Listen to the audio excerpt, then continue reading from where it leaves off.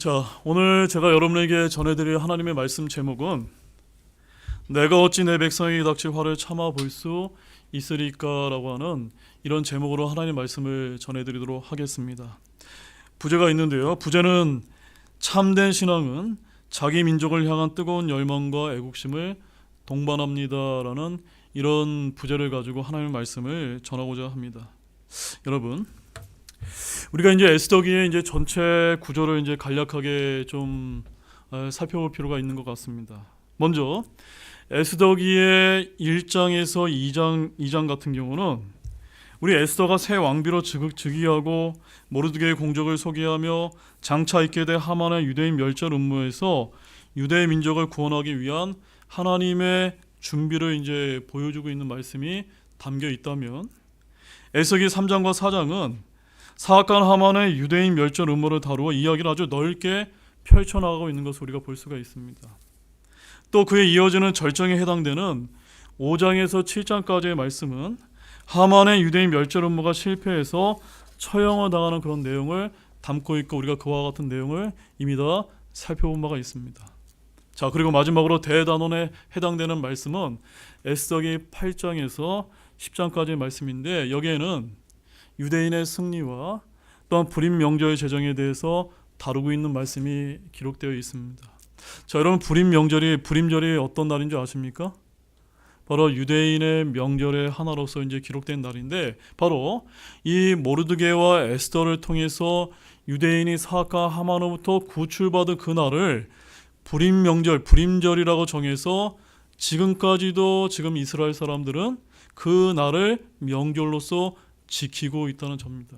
즉, 이 말씀 뭘 말하는 거냐면, 지금 우리가 살펴보는 이 에스더기에 나와 있는 이 말씀이 유대인들에게는 하나의 역사로 기록되어 있는, 지금까지 지켜오고 있는 그런 말씀이다, 역사적인 사실이다라는 것을 잘 보여주고 있는 것입니다. 자, 오늘 본문 같은 경우는 그 대단원에 해당되는 8장에서 10장의 시작 부분으로서 그 사악한 하만이 죽었고 모르드게는 승진하게 되었고, 비록 왕비 에스더는 비록 하만이 이제 죽게 되었지만 아직 동족을 멸하려는 왕의 조소가 유효한 상태로 남아 있었기 때문에 자신의 민족을 구명하는 청혼을 왕에게 드리는 내용이 담겨 있는 것입니다. 그래서 이에 이 아하술의 왕이 화답을 해서 새로운 조서를 작성할 지시를 내리는 그와 같은 내용이 오늘 본문의 핵심 내용으로 이제 기록이 되어 있는 것입니다. 자, 그러면 오늘 이와 같은 내용이 담겨 있는 이 본문의 말씀에 어떤 영적인 교훈이 담겨 있는지 우리가 그것을 좀 지금부터 좀 살펴보도록 하겠습니다. 자, 먼저 첫 번째 한번 따라해 보시기 바랍니다. 선한 결단은 빠를수록 좋습니다. 제가 뭐라고 말씀드렸습니까? 선한 결단은 빠를수록 좋다는 겁니다. 즉, 선한 결단을 빠르게 내리지 못할수록 좋을까요? 나쁠까요? 그렇게 여러분들에게 유익이 있지 못하다는 것을 좀 알 필요가 있습니다. 자, 본문 1절 말씀을 보겠습니다. 함께 읽겠습니다. 그날 아하수로 왕이 유대인들의 원수 하만의 집을 왕비 에스더에게 주니라. 모르드게가 자기와 어떤 관계인지 에스더가 이미 거였으므로 그가 왕 앞에 오니.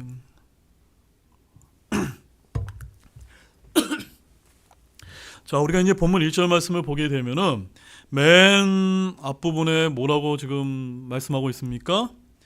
그날이라고는 말로 이제 시작하고 있는 것을 우리가 볼 수가 있습니다. 즉, 숨겨진 모든 음모가 드러난 사악한 하만의 처형되는 그날에 아하술의 왕은 하만의 집을 왕비 에스더에게 주고 모르드게를 하만 대신 새로운 총리에 임명하는 등의 조치를 취한 그날임을 지금 강조하고 있는 것입니다.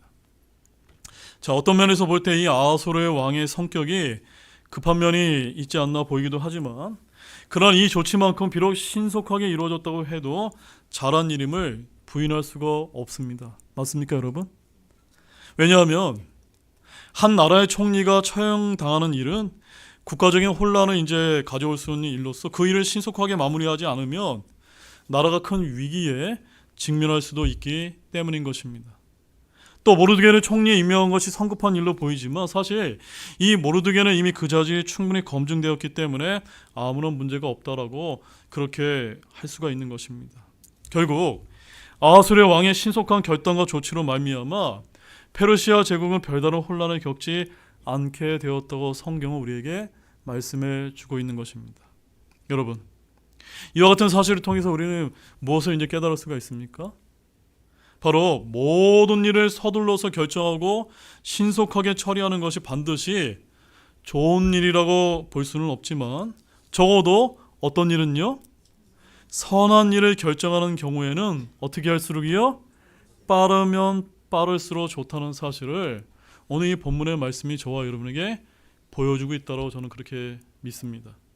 여러분, 선한 일에 여러분이 내려야 될 결단이 늦어지게 되면 어쩌면 기회를 잃고 좋지 못한 상황에 처할 수도 있다는 사실을 기억하기를 원합니다. 사실 우리 인간은 악한 일에는 어떻습니까? 결단이 빠르면서도 선한 일에는 결단이 늦어 일을 그르치게 되는 경우가 얼마나 많습니까? 우리는 이에 대한 신뢰로 아방 시대 북이스라엘 백성들에게서 찾을 수가 있는데 열왕기상 18장 21절 말씀에 가보게 되면 바알 대언자들과 엘리야 대언자가 이제 그 갈멜산에서 전투를 하고 있었을 당시에 엘리야가 백성들에게 이렇게 얘기했습니다. 너희가 어느 때까지 두 의견 사이에 머뭇거리리 하느냐. 만일 주께서 하나님이면 그분을 따르라. 그러나 만일 바알이 하나님이면 그를 따르라 라고 책망하면서 결단을 촉구했을 때 백성들은 아무 말도 하지 못했다라고 성경은 우리에게 알려주고 있습니다. 즉 우상 숭배를 향해서는 그렇게 빨리 달려간 이스라엘 백성이었지만 신앙의 결단을 촉구하는 엘리야의 호소 앞에서는 서로 어떤 모습을 보여주고 있었습니까?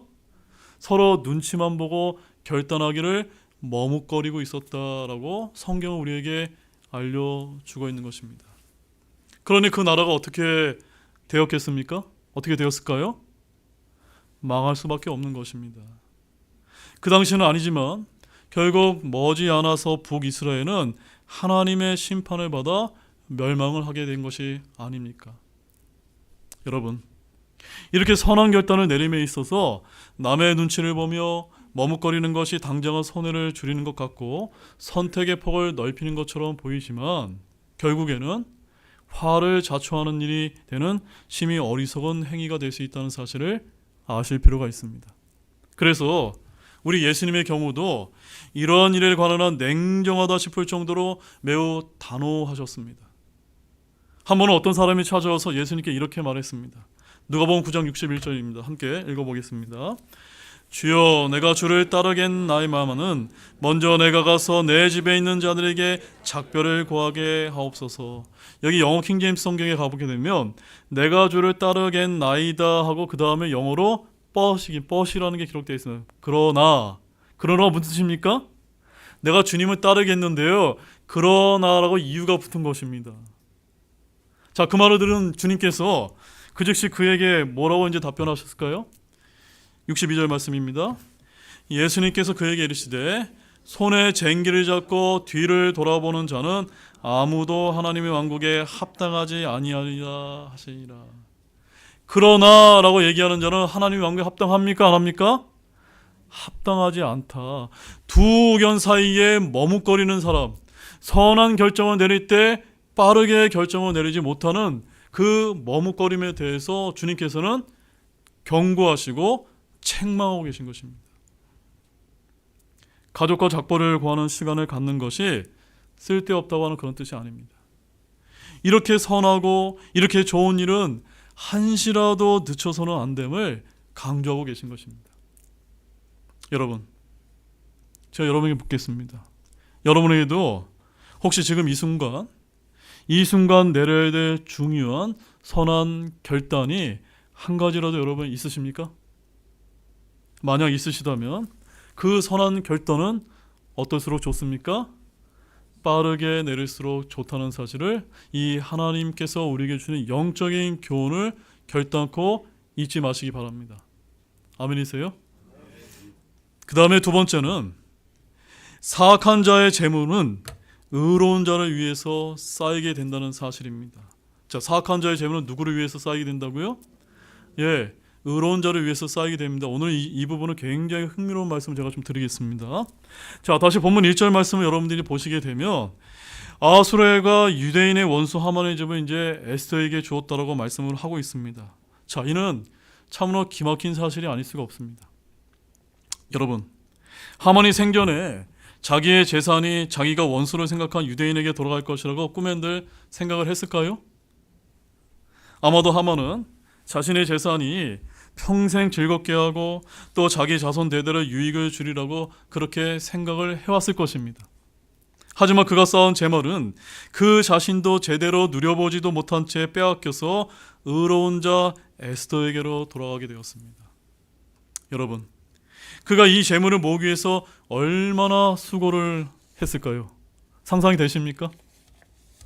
정당한 방법으로 모았든지 불의한 방법으로 모았든지 그는 이 재물을 모으기 위해 많은 노력을 했었다는 것을 우리는 부인할 수가 없습니다.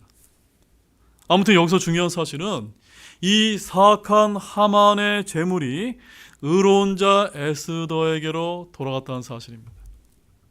자, 성경은 이러한 일이 일어날 수 있음을 이미 경고하고 있다는 사실을 여러분 알고 계십니까? 우리 잠언 13장 22절에 아주 유익한 말씀이 기록되어 있습니다. 우리 한 목소리로 좀 보겠습니다. 자, 잠언 13장 22절 같이 보겠습니다. 선한 사람은 자기 자손의 자손에게 상속 자손을 남기나 죄인의 재물은 의인을 위해 쌓이느니라. 자, 여러분 다 선한 사람이 되기를 원하십니까? 그러면 여러분이 사랑하는 여러분의 자손들에게 상속 재산을 남기게 되지만 여러분이 사악한 이런 재물을 쌓게 되면 그것은 누구에게 돌아갑니까? 의인에게 쌓이게 된다라고 하는 이 하나님의 엄중한 경고를 잊지 마시기를 바랍니다. 또 이는 일찍이 하나님께서 모세를 통해 이스라엘 백성들을 약속하시고 성취하신 일이기도 합니다. 자, 하나님은 모세를 통해 자신의 택한 백성 이스라엘을 향해서 신명기 6장 10절과 11절에서 다음과 같이 말씀하십니다. 주내 하나님께서 내 조상들과 아브라함과 이삭과 야곱에게 주기로 맹세하신 땅으로 너를 데리고 들어가서 내가 건축하지 아니한 크고 좋은 도시를 내게 주시며 내가 채우지 아니한 집, 즉 모든 좋은 물건이 가득한 집을 주시고 파서 만든 우물과 곧 내가 파지 아니한 우물을 주시며 내가 심지 아니한 포도원과 올리나무를 주사 내가 먹고 배부르게 하실 때라고 이렇게 말씀하셨던 것입니다. 여러분, 이스라엘 백성들이 노력한 것이 있었습니까? 아무것도 없고 다 누가 주신 것입니까? 하나님께서 그렇게 주셨다는 사실입니다. 이는 당시 죄로 관영한 가나안 백성 족속이 건축하고 심은 모든 것을 누구의 소유로 돌리시겠다는 겁니까? 이스라엘의 소유로 돌리시겠다는 그런 약속의 말씀이신 것입니다. 결국 이 말씀은 이스라엘이 여호수아의 지휘 아래 가나안 땅을 정복하여 차지함으로써 완벽하게 성취되었던 것입니다.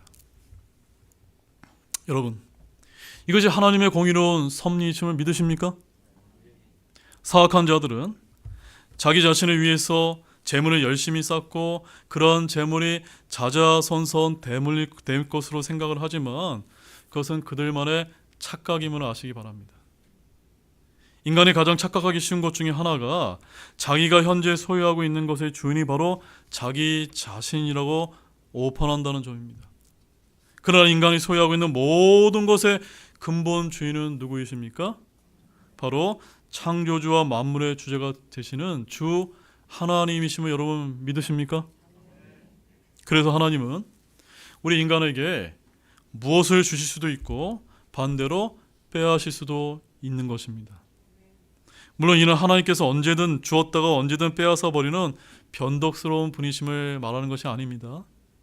하나님은 자신이 준 것을 잘 관리하면 주의 뜻에 합당하게 사용하는 자에게는 그에게 주신 것을 빼앗으시는 그런 법이 없으십니다.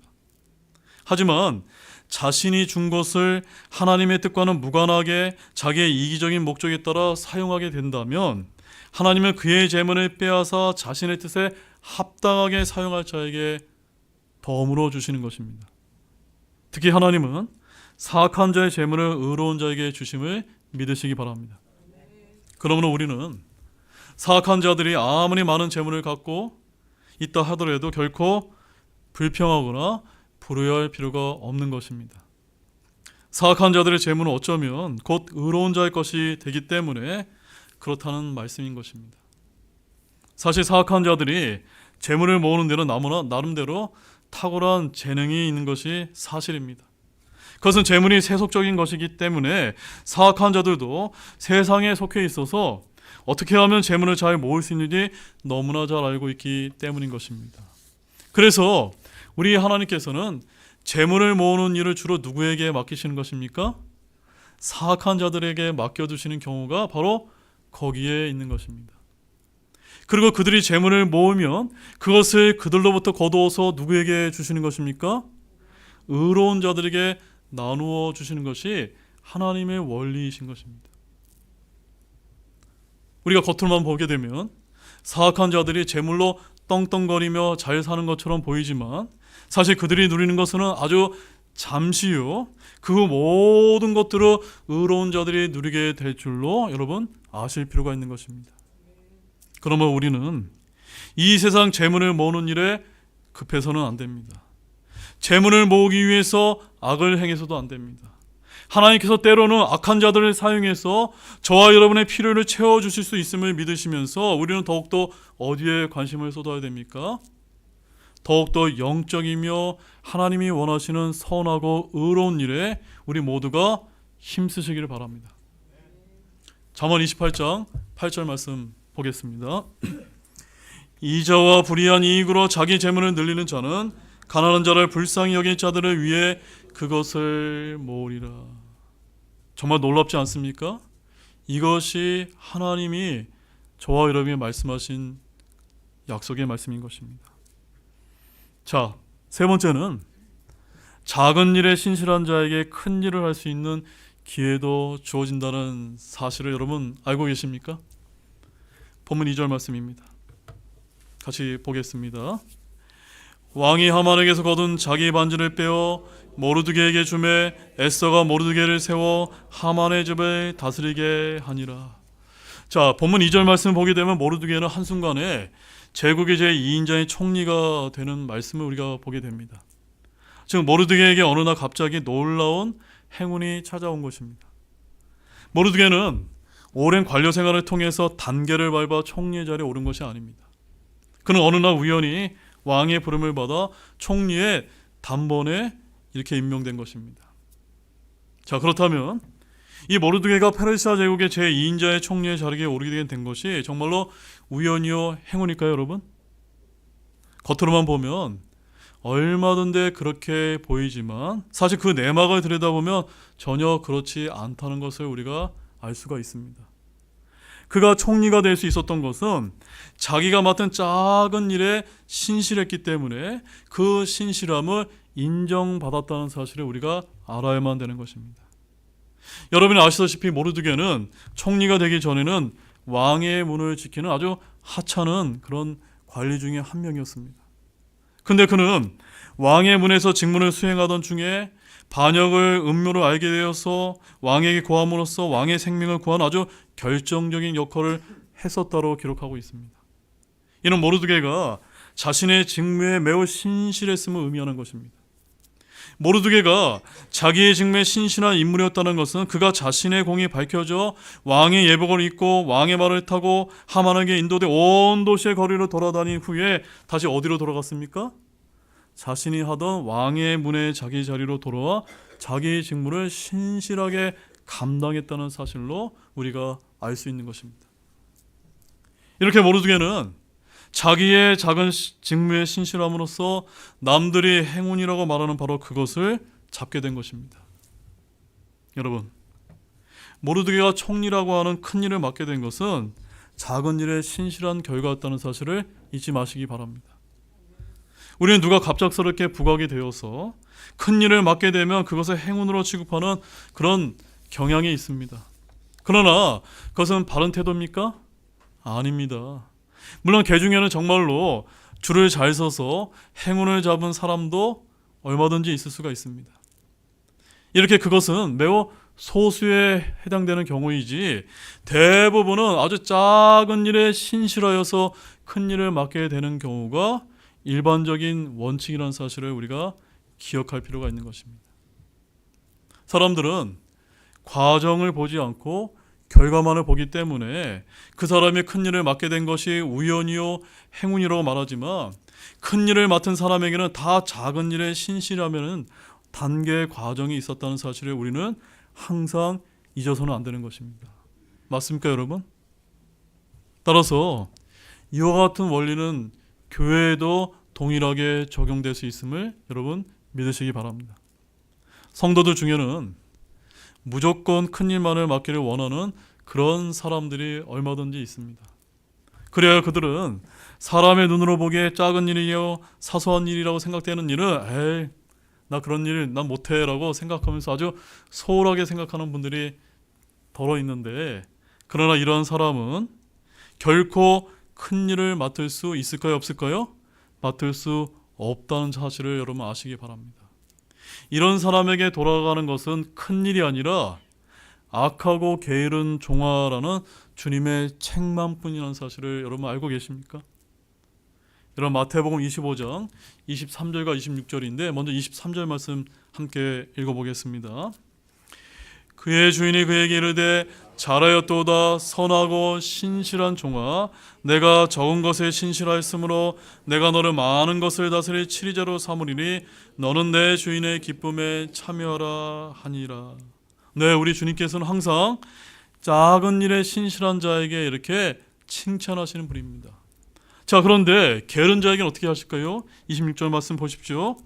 그의 주인이 그에게 응답해 이르고 악하고 게으른 종아, 너는 내가 뿌리지 않은 데서 거두고 흩뿌리지 않은 데서 모으는 줄을 알았으니. 예수님의 이 달란트 비유가 보여주듯이 하나님께서는 언제나 작은 일에 신실한 자를 인정하시고 그에게 더 큰 일을 맡기시는 분이십니다. 그러므로 여러분은 큰 일만을 귀하게 여겨서 큰 일만을 하려는 교만한 마음을 버리시고 어떠한 일을 맡았든지 먼저 그 일에 신실한 모든 분들이 되시기를 원합니다. 세상에 우연이나 행운은 있을까요, 없을까요? 결단코 없습니다. 오직 신실한 자에게는 큰 일이라는 행운도 주어주는 것입니다. 바로 하나님께서 그러한 법을 세우셨고 오늘 본문에서는 그와 같은 영예를 누가 얻은 것입니까? 모르드게가 얻었다라고 역사가 말해주고 있는 것입니다. 그 다음에 네 번째는 우리 성도들은 최후의 승리를 거두기까지 싸움을 멈춰서는 됩니까? 안 됩니까? 안 된다는 사실입니다. 자, 본문 3절 말씀 보십시오. 같이 읽겠습니다. 에서가 또다시 왕 앞에서 말하며 그의 바람에 엎드려 아각사라 하만의 악한 일과 유대인을 대적하려고 그가 꾸민 그의 계략을 제거해 줄 것을 눈물로 왕에게 간청하니.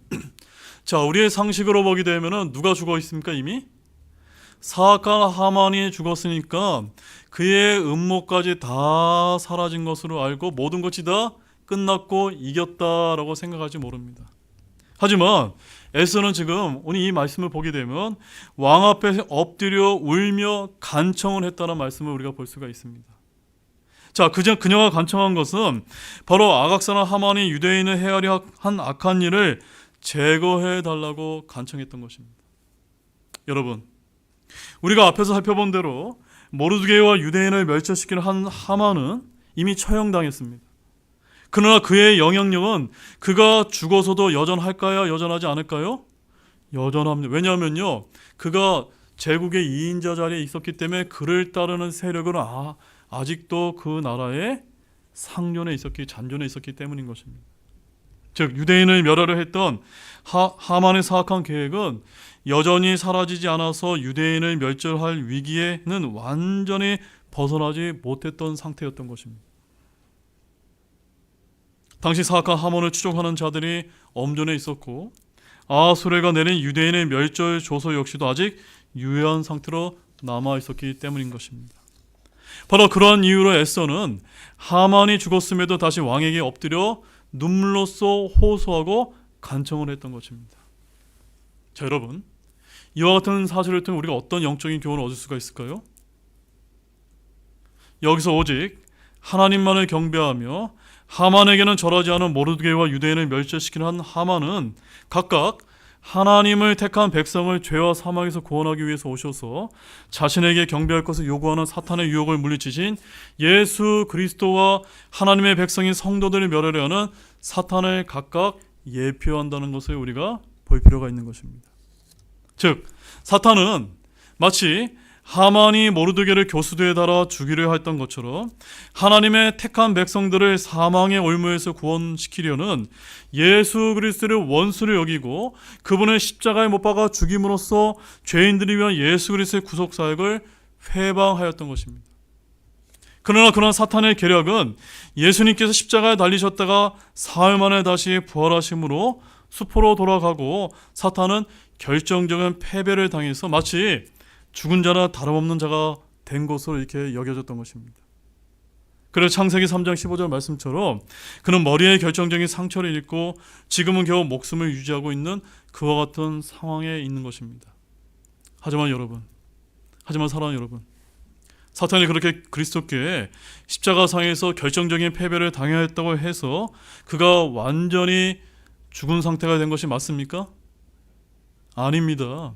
그는 여전히 살아있으며 아직도 이 세상에서 강력한 영향력을 미치고 있다는 사실입니다.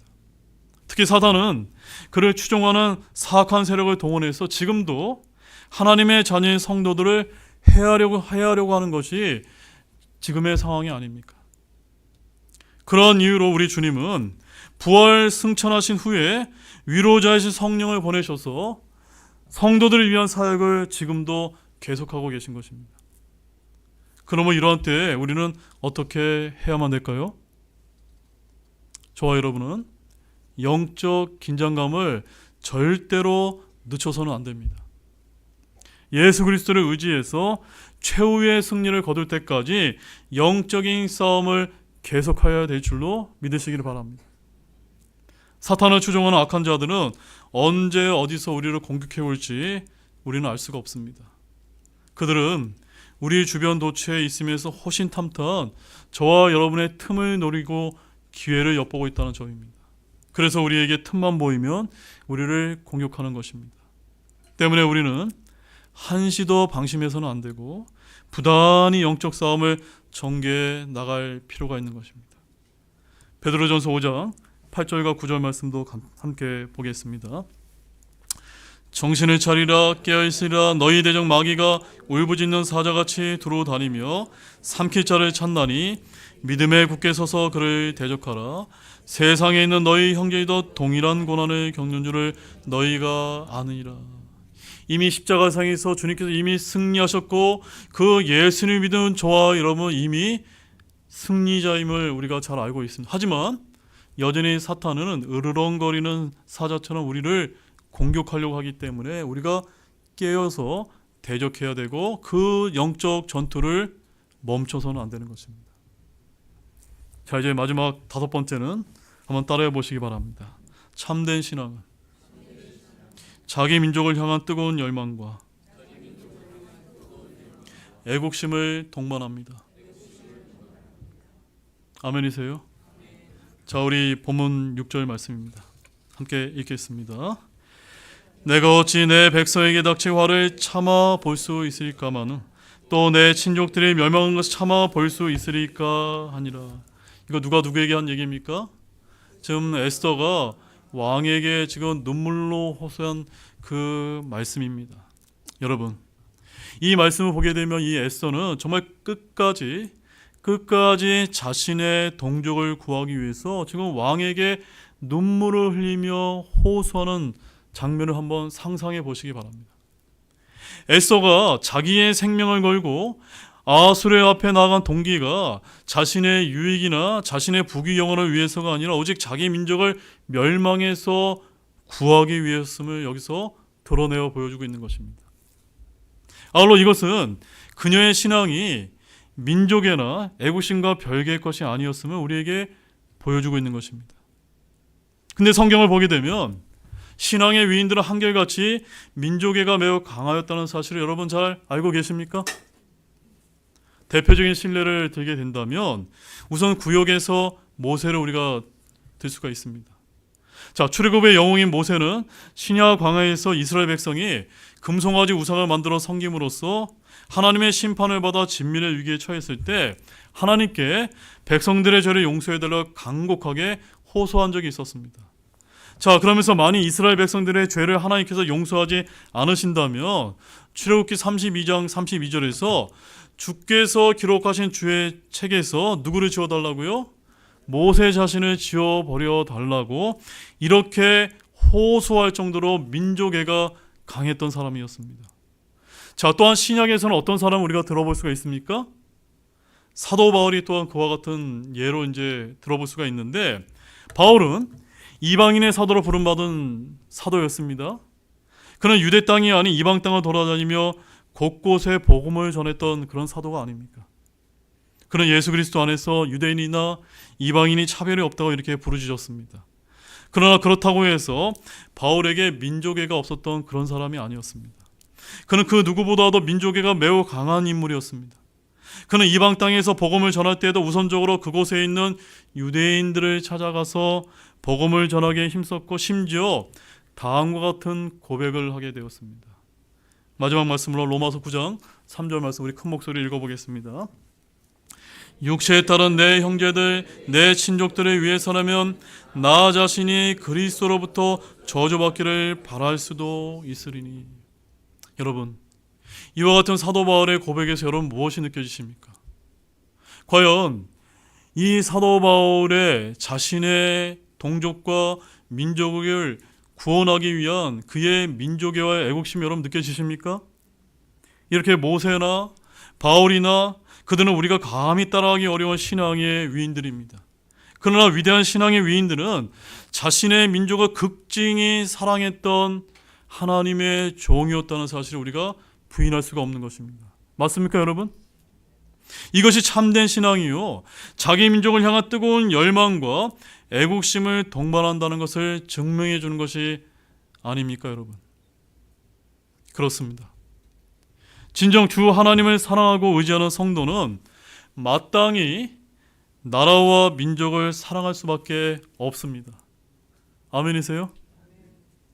여러분 한번 보십시오. 우리 대한민국의 경우를 한번 보십시오.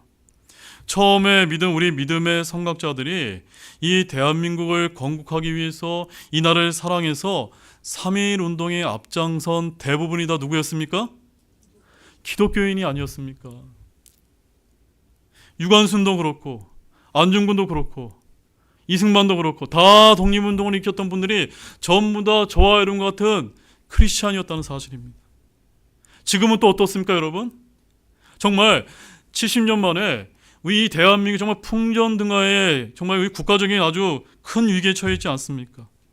대통령의 반국가 세력에 의해서 불의하게 탄핵 소추되어서 구속되는 국가적인 위기에 처하자 누가 가장 앞장서고 있습니까? 천주교요? 불교요?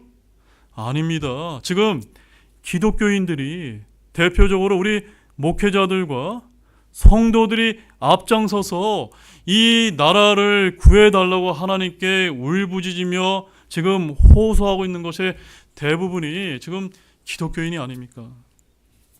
그래서 서울의 광화문, 여의도, 부산, 울산, 동대구, 어제는 광화문에서 저기 광주에서 지금 울부짖는 사람들 대부분이, 그것을 주도하는 사람들이 저와 여러분 같은 하나님을 믿는, 하나님의 말씀으로 구원받은 우리 그리스도인이라는 사실을 저와 여러분들이 알고, 바로 이와 같은 수많은 그리스도인들이 나라를 위해서 기도하고 행동하고 있다는 사실을 우리가 기억할 필요가 있는 것입니다.